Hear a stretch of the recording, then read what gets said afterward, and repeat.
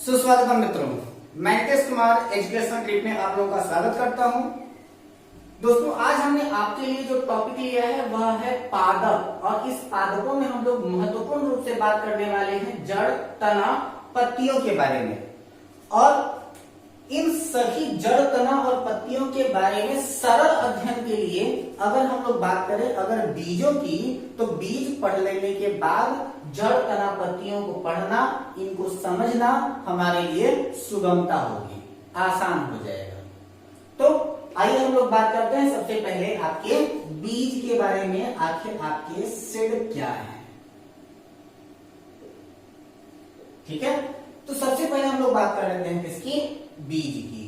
तो अब आपका जो बीज है उस बीज के बारे में हम लोग क्या कहते हैं कि जब अगर आपके बीज का अंकुरण हो रहा हो तो उसमें से दो भाग आते हैं।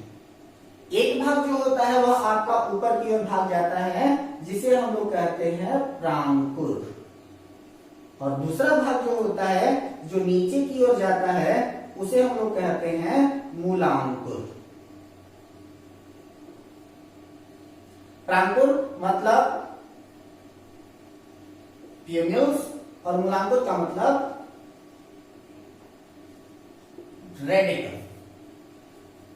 प्रांकुर जो होता है वो किसी भी पादप के तने का निर्माण करता है, और जो मूलांकुर होता है वह किसी भी पादप के जड़ का निर्माण करता है, ठीक है। तो अगर प्रांकुर को परिभाषित करना हो तो हम लोग क्या कह सकते हैं कि पौधे का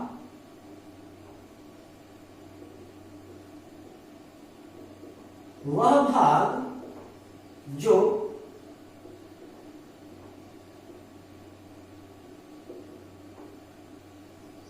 गुरुत्वाकर्षण के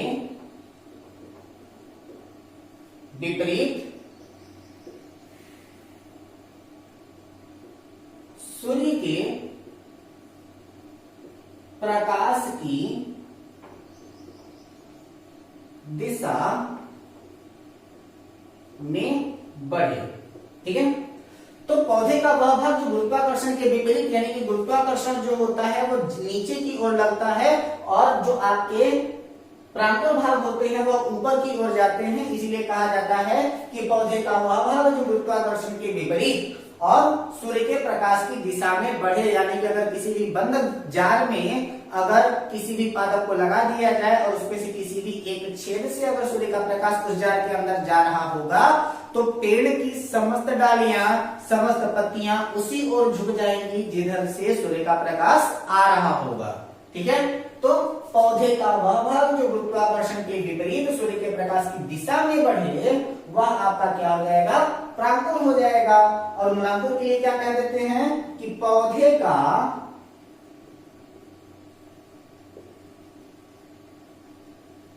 वह भाग जो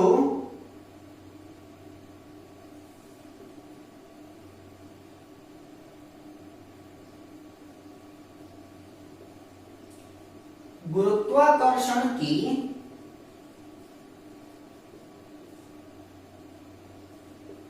दिशा में सूर्य के प्रकाश के विपरीत बढ़े, यानी कि पौधे का वह भाग जो गुरुत्वाकर्षण की दिशा में, यानी कि नीचे की ओर गुरुत्वाकर्षण बढ़ता है तो वह क्या करता है कि नीचे की ही ओर बढ़े, तो वह आपका क्या हो जाता है, आपके मूलांकुर कहे जाते हैं। जड़ जो होते हैं वह आपके मूलांकुर से उत्पन्न होते हैं, और जहां पर भी सूर्य का प्रकाश अनुपस्थित होगा वहां, यानी कि जहां पर सूर्य का प्रकाश नहीं होगा वहां पर आपके जड़ का निर्माण संभव है, यानी कि आसानी से जड़ का निर्माण हो सकता है। इसी चीज को समझने के लिए अगर हम लोग बीजों की दो भाग करें, यानी कि आपके एंजियोस्पर्म्स जो होते हैं, आवृत बीज जो होते हैं, वह अगर आपके दो भागों को अगर बांटा जाए तो इनको हम लोग दो भागों में बांट देते हैं। एक को हम लोग कहते हैं मोनोकॉट और दूसरे को हम लोग कहते हैं डाइकॉट। एक हो जाता है आपका मोनोकॉट और दूसरा हो जाता है आपका डाइकॉट। मोनोकॉट का मतलब हो जाता है आपका एक बीज पत्री, और डाइकॉट का मतलब हो जाता है आपका द्विबीजपत्री। बीज पत्री। ठीक है, अब बात यह जाती है कि आखिर मोनोकोट कौन और डाइकोट कौन, मोनोकोटलिडेंस कौन, डाइकोटलिडेंस कौन। तो जो आपके मोनोकोटलिडेंस हैं उनके बारे में अगर हम एक्सप्लेन करें तो वह आपका हो जाता है कुछ इस तरीके से कि अगर कोई भी सीड है और उस सीड में से अगर सीधे सीधे उसका एक भाग जो है वह प्रांकुर के रूप में और दूसरा भाग जो है वह मूलांकुर के रूप में अगर परिवर्तित हो जाए तो वह आपके मोनोकोट कहे जाते हैं। और जर्मिनेशन उनका पहले दो भागों में अलग अलग बटे, फिर उनका ऊपर प्यूम्यूल्स और रेडिकल्स बने तो उसको हम लोग क्या कहते हैं, आपके द्विबीजपत्री पादप कहते हैं। ठीक है, तो यहां पर हम लोग कहते क्या है कि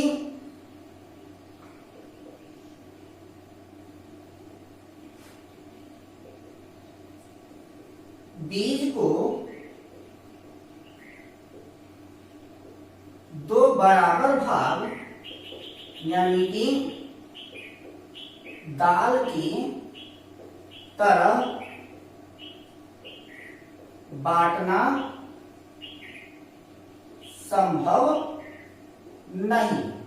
ठीक है, तो जिसको हम लोग क्या कह देते हैं कि अगर उसको दो बराबर भागों में अगर बांट नहीं सकते तो वह आपका क्या हो जाता है, आपका मोनोकोट हो जाता है। जैसे यहाँ पर आप देख सकते हैं कि ये सीधे सीधे ऊपर और दूसरा वाला सीधे सीधे नीचे चला गया, इनको बांट नहीं सकते तो यह आपके क्या हो जाते हैं, मोनोकोट हो जाते हैं। और अगर कभी भी बीज को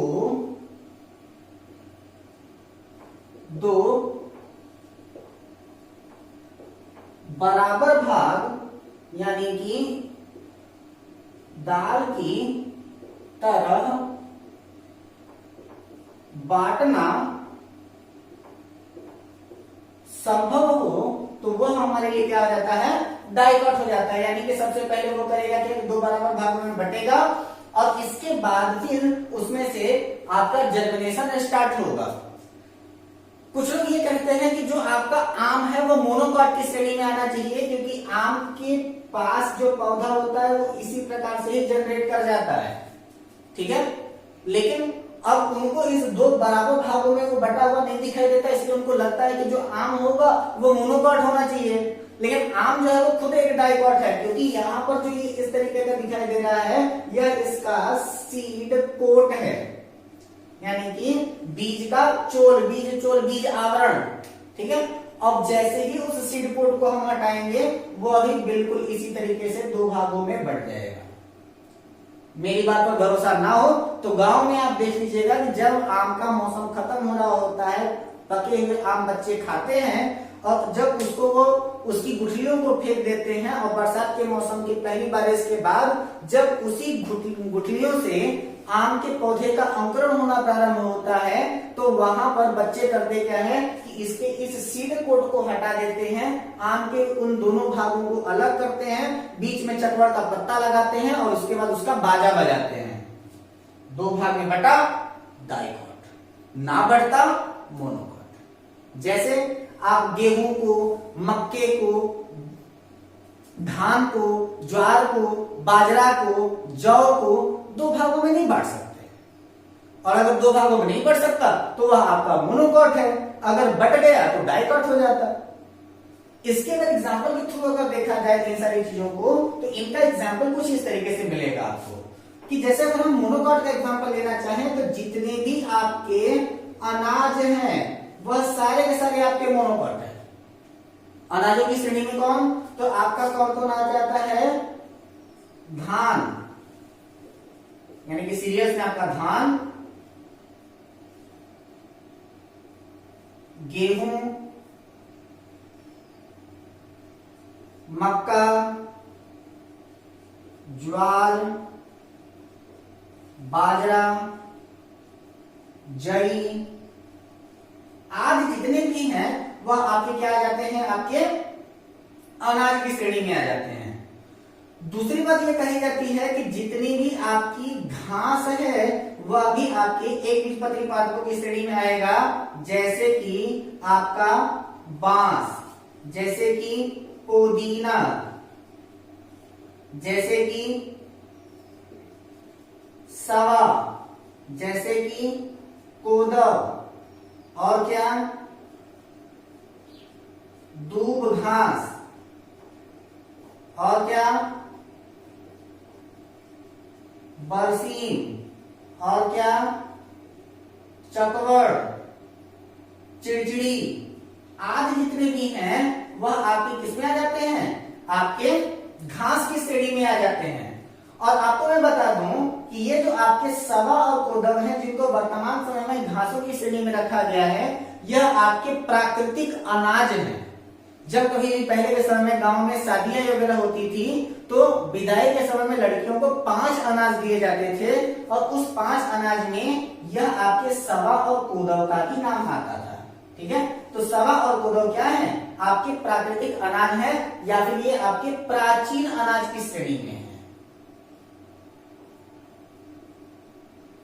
ठीक, तो यह आपकी जितनी भी घासें होती हैं वो किसमें आ जाती हैं, आपके मोनोकॉट के अंतर्गत आ जाती हैं। इसके अलावा जितने भी आपके नट हैं, जैसे कि आपका सुपारी, जैसे कि आपका नारियल, जैसे कि आपका खजूर, जैसे कि आपका जायफल, तो जितने भी आपके नट हैं वह आपके किसमें आ जाते हैं, आपके मोनोकॉट की श्रेणी में आ जाते हैं।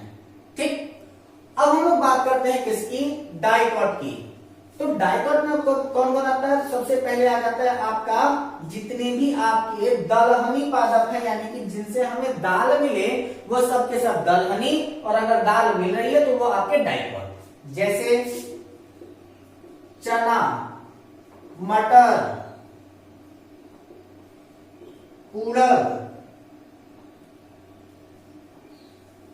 आदि जितने भी आपके दलहनी हैं वह किसके अंतर्गत आते हैं, आपके डाइकॉट के अंतर्गत आते हैं। इसके बाद आती है आपकी तिलहन, जितने भी तिलहन वाले पादप हैं जिनसे तेल मिले, जैसे कि सरसों, और क्या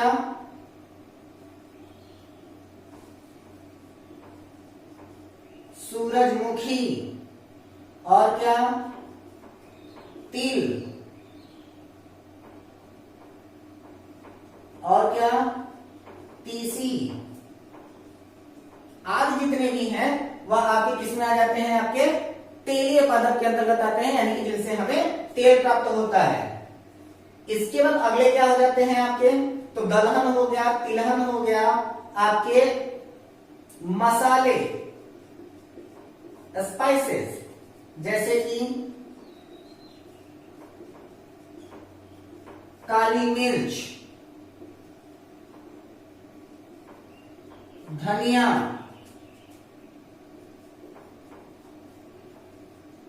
सौंफ,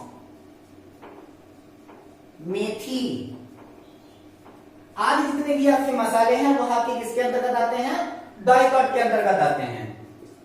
चौथा है आपका सब्जियां, तो जितने भी आपके कुकुरबिटा श्रेणी के पादप हैं वह सारे के सारे आपके क्या है, आपकी सब्जियों की श्रेणी में आते हैं। इसके अलावा और कौन कौन भी है आपके, तो लौकी है, करेला है, और लौकी, करेला, नेनुआ, ये सब के सब आपके क्या आ जाते हैं, आपके सब्जियों की श्रेणी में आते हैं। इसके बाद अगर आगे हम चलें तो जितने भी आपके काष्ठीय पादप हैं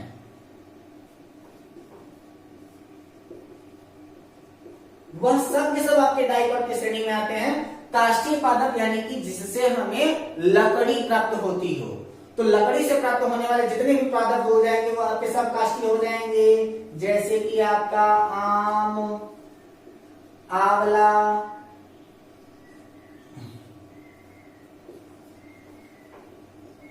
अमरूद।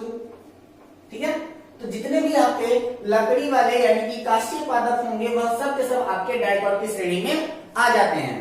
तो मोनोकॉट और डाइकॉट के बारे में कुछ इंपॉर्टेंट फैमिलीज हैं, जिन इंपॉर्टेंट फैमिलीज से हम लोग से बार बार प्रश्न पूछे जाते हैं, तो उनकी फैमिलीज और उनके कुछ महत्वपूर्ण एग्जांपल मैं आपको दे देता हूं।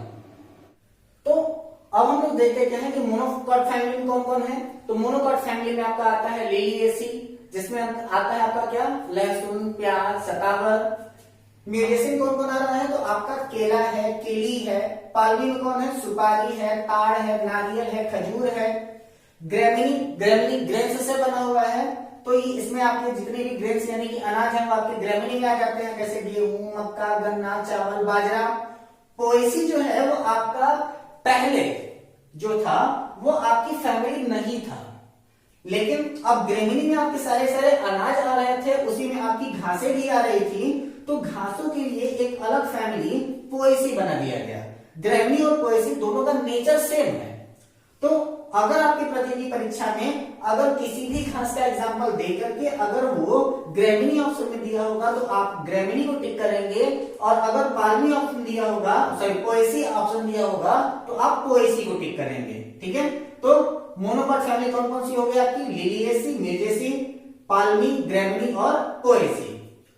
अगर हम डाइकॉट फैमिली की बात करें तो डाइकॉट फैमिली में आपका आता है कौन कौन है, तो Cruciferae, Malvaceae, Leguminosae, Compositae, Rutaceae, Cucurbitaceae, Rosaceae, Myrtaceae, Umbelliferae और सोलेनेसी। इनके एग्जांपल देख लेते हैं। तो क्रूसीफेरी के अंतर्गत आता है मूली, सलजम, सरसों। मालवेसी के अंतर्गत आता है कपास, भिंडी, गुड़हल। लेग्यूमिनेसी के अंतर्गत आता है आपके लेग्यूम प्लांट यानी कि दलहनी पादप, तो बबूल, गुलमोहर, अशोक, इमली और बाकी जितने भी दलहनी पादप हैं। कंपोजिटी के अंतर्गत सूरजमुखी, कुसुम, गेंदा, जीनिया। रूटेसी के अंतर्गत नींबू, संतरा, बेल, कैट, कामिनी। कुकुरबिटेसी के अंतर्गत तरबूज, खरबूज, टिंडा, लौकी, ककड़ी, परवल। रोजेसी के अंतर्गत सेब, बादाम, नाशपाती, गुलाब, रसभरी। मिट्रेसी के अंतर्गत अमरूद, यूकेलिप्टस, जामुन, मेहंदी। अम्बेलिफेरी के अंतर्गत धनिया, जीरा, सौंफ, गाजर। सोलेनेसी के अंतर्गत आलू, मिर्च, बैगन, मकोई, धतूरा, टमाटर। ये सारे सारे जो है वो आपके डाइकॉट के अंतर्गत आते हैं। ध्यान दीजिएगा कि ये जो आपको बीज बताए गए वह इसलिए बताए गए क्योंकि बीजों को पढ़ने के बाद जड़ तना पत्तियों को पढ़ना आसान हो जाता है। तो उन चीजों को आसान बनाने के लिए हमने सबसे पहले आपको बीजों के बारे में बता दिया है। अपनी अगली वीडियो में हम आपके साथ मिलेंगे जड़ तना और पत्तियों के साथ। बने रहे हमारे वीडियो के साथ। हमारे इस वीडियो को ज्यादा से ज्यादा लाइक करें, ज्यादा से ज्यादा लोगों को शेयर करें। यदि आप हमारे इस चैनल पर नए हैं तो हमारे इस चैनल को सब्सक्राइब करें और बेल आइकन जरूर दबाएं और अपनी राय हमारे कमेंट बॉक्स में जरूर दें। तब तक हंसते रहें, मुस्कुराते रहें, बने रहें हमारे वीडियो के साथ। जय हिंद।